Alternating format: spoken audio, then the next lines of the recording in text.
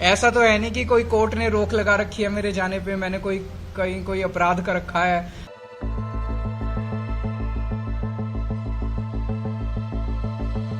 कि मैं कोई अपराधी तो हूं नहीं, और एक चुना हुआ मुख्यमंत्री हूं, इस देश का स्वतंत्र आजाद नागरिक हूं। सो मुझे वहां जाने से क्यों रोका जा रहा है मेरी समझ के बाहर है। और मैं समझता हूं कि वहां पे दुनिया भर के बहुत बड़े बड़े नेता आ रहे हैं सिंगापुर में, और सिंगापुर की सरकार ने स्पेशली मुझे बुलाया है।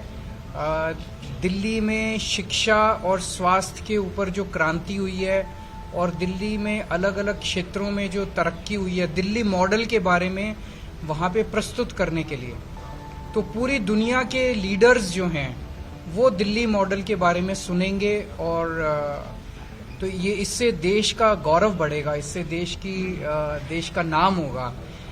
दिल्ली मॉडल की चर्चा आप लोग जानते हैं पूरी दुनिया में हो रही है। जब ट्रंप साहब आए थे, उनकी वाइफ मिलेनिया ट्रंप ने भी दिल्ली के स्कूलों के बारे में सुना था, वो दिल्ली के स्कूल देखने गई। उसके बाद उन्होंने दिल्ली की शिक्षा क्रांति के बारे में काफ़ी तारीफ की। वहाँ उसके पहले नॉर्वे की पूर्व प्रधानमंत्री दिल्ली के मोहल्ला क्लिनिक देखने के लिए आई। यूनाइटेड नेशंस के पूर्व महासचिव बान की मून साहब, वो दिल्ली के मोहल्ला क्लिनिक देखने के लिए आए। ये तो देश के लिए गर्व की बात है, अच्छी बात है। हमें इस किस्म की उसको और एनकरेज करना चाहिए। तो मैं समझता हूं कि केंद्र सरकार को ऐसी चीजों को रोकना नहीं चाहिए, ये अच्छी बात। जाहिर तौर पे राजनीति और इसके अलावा कोई कारण लीगली तो कोई कारण नजर नहीं आ रहा।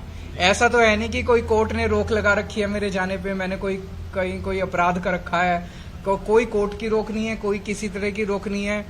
एक आम नागरिक भी तो बाहर जाने के लिए स्वतंत्र है, तो फिर अरविंद केजरीवाल क्यों नहीं जा सकता, चुना हुआ मुख्यमंत्री क्यों नहीं जा सकता। और मैं जिस काम के लिए जा रहा हूं, मैं तो वैसे ही विदेशों में ज्यादा नहीं जाता, मैं तो वैसे ही बहुत कम जाता हूं। पिछले 5-7 साल से जब से मैं बना हूं, मुझे लगता है 1-2 विजिट्स को छोड़ के मैं गया ही नहीं हूं। लेकिन जब देश की बात आती है, देश का नाम रोशन होने जा रहा है, देश की तरक्की की बात हो रही है, दुनिया देश की बात कर रही है, तब तो मुझे लगता है कि हमें अपने पार्टीबाजी वाली राजनीति छोड़ के सबको एक साथ होके एकजुट होके देश की तरक्की की बात करें।